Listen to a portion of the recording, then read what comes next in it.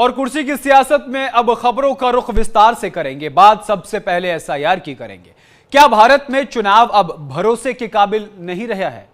क्या वोट की ताकत को चुरा रही है तकनीक? और क्या एसआईआर के नाम पर लोकतंत्र की गर्दन दबाई जा रही है? ये सवाल सिर्फ जनता नहीं, अब संसद में गूंज रहे हैं और निशाने पर है भारत का चुनाव आयोग। कांग्रेस सांसद राहुल गांधी ने बड़ा हमला किया और कहा एसआईआर प्रोजेक्ट से देश में वोट की चोरी हो रही है। उन्होंने कहा कि अब चुनाव की प्रक्रिया महीनों तक चलती है और नतीजे चौंकाने वाले होते हैं। एग्जिट पोल कुछ और दिखाते हैं, रिजल्ट कुछ और आता है। और सिर्फ राहुल ही नहीं, समाजवादी पार्टी के सांसद धर्मेंद्र यादव ने भी बीजेपी पर हमला बोलते हुए कहा, जिस दिन एसआईआर आया मैं तब से कह रहा हूं ये सब एक साजिश है। अगर बिहार की वोटर लिस्ट में गड़बड़ी थी तो बिहार के बीजेपी सांसदों को इस्तीफा देना चाहिए था। यानी कि संसद से लेकर सड़क तक अब एसआईआर शक बन चुका है। ऐसे में बड़ा सवाल यह हो रहा है कि क्या वोटर लिस्ट में फर्जी नाम जोड़े गए? क्या सही व्यक्ति का वोट कोई और डाल रहा है? क्या इलेक्शन कमीशन ऑफ इंडिया अब निष्पक्ष नहीं रहा है? सवाल गंभीर हैं और जवाब देने वाला कोई नहीं है। ग्राफिक के जरिए आपको बताएंगे राहुल गांधी का दावा क्या है और क्या कुछ कहा जा रहा है।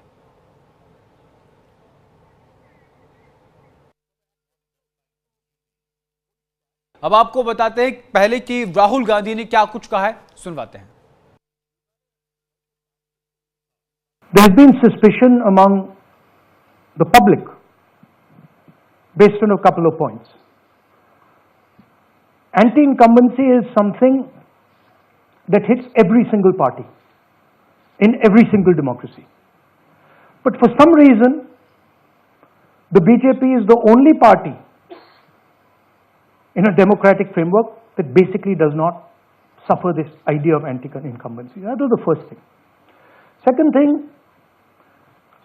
exit polls, opinion polls saying one thing, you saw in the Haryana election, you saw in the Madhya Pradesh election, and then suddenly the result going in a completely different direction with massive swings.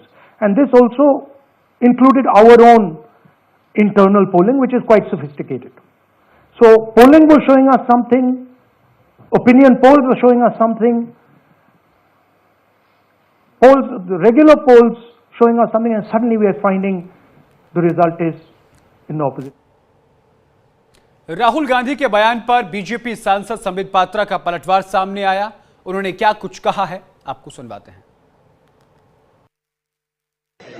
देखिए, राहुल गांधी जी जो आज press conference कर रहे हैं, जिस प्रकार से कुछ वोटर लिस्ट इत्यादि लेकर आए हैं, ये कोई पहली बार राहुल गांधी संवैधानिक संस्था पर हमला कर रहे हो, ऐसा नहीं है।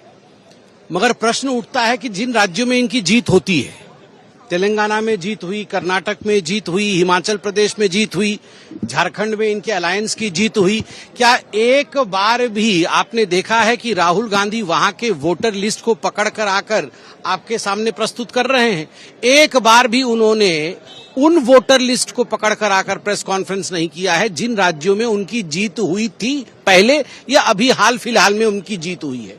तो स्वाभाविक रूप से ये एक तरह से नाच न जाने आंगन टेढ़ा पॉलिटिकल चुनाव किस प्रकार से लड़ा जाता है, लोगों में उनकी पैठ नहीं है, लोगों में माननीय मोदी जी के प्रति एक प्यार का भाव है क्योंकि उन्होंने अच्छा काम किया है, तो स्वाभाविक रूप से लोग वोट देते हैं। मैं तो आज राहुल जी से पूछना चाहूंगा, आप इतने प्रिपरेशन के साथ आए थे तो अपने ही अलायंस के बड़े नेता तेजस्वी यादव जी के भी तो दो वोटर आईडी कार्ड थे, वो भी दोनों वोटर आईडी कार्ड लेकर आते।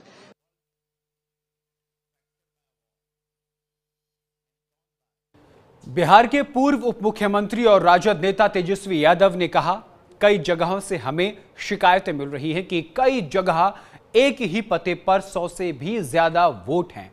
कई जगह मरे हुए लोगों के भी वोट बने हैं जो पलायन भी नहीं किए हैं, उनका भी नाम वोटर लिस्ट से काट दिया गया है। पूरी तरह फर्जीवाड़ा हुआ है। कोर्ट के सामने हम सबूत रखेंगे। क्या कुछ कहा है, सुनवाते हैं। जिस तरीके से एसआईआर को लेकर एक सवाल उठ रहे हैं कि भाई कहीं ना कहीं जो मुस्लिम बहुल एरियाज हैं, बॉर्डर एरिया, वहाँ पे बहुत सारे नाम काटे जा रहे हैं, क्या उसका पीछे? देखिए, कई जगह से हमें शिकायतें मिल रही हैं। बहुत जगह एक ही एड्रेस पे 100 से भी ज्यादा वोटें हैं। कई जो मृत पाए गए हैं उनका भी नाम पाया जा रहा है। और जिनकी मृत्यु नहीं हुई है उनका नाम जो हटा दिया गया, मृत्यु में पाया गया है। कई लोग जो पलायन भी नहीं किए हैं, दूसरे विधानसभा का भी वोटर नहीं बने हैं, उनका भी नाम काट दिया गया है। तो कई फर्जीवाड़ा हुआ है। जो ग्राउंड रियलिटी है कि बीएलओ गया ही नहीं है, खुद ही फॉर्म भरा है, खुद ही अंगूठा लगा रहा है, खुद ही साइन करके अपलोड कर रहा है।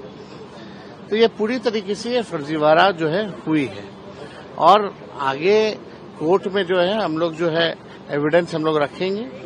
और आपके एपिक नंबर को लेकर वो लोग अपोजिशन इसमें करवा रहा है आपके ऊपर, जेल भेजने की बात कर रहे हैं। सब करे ना, कोई हम चोर के दारी में तिंग का, हमको डर किसी बात का थोड़ी है। जो डरे हुए वो लोग हैं।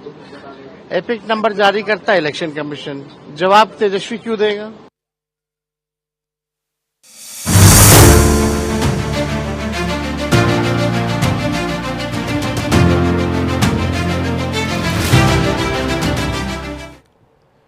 और कुर्सी की सियासत